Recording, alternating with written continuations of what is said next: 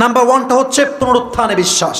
Number two, if you believe in life of hereafter, then you must have to believe in on the day of judgment.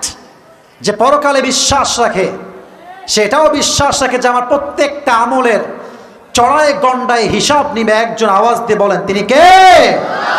কোরআনে আল্লাহ রাব্বুল আলামিন বলছেন, ফামান Yamal মিসকালা যাররাতিন খায়রান ইয়ারা ওয়া মান ইয়ামাল মিসকালা যাররাতিন শাররান ইয়ারা। যাররা যাররা, শস্যের দানা পরিমাণ ভালো আমল করো, কিংবা শস্যের দানা পরিমাণ খারাপ আমল করো, এটা কিঞ্চিত পরিমাণ হলেও আমল নামায় ওজন দিবে। একজন আওয়াজ দিয়ে বলেন তিনি কে? আচ্ছা, সেদিন কি পীর আমাদেরকে বাঁচাইতে পারবে? মন্ত্রী বাঁচাইতে পারবে?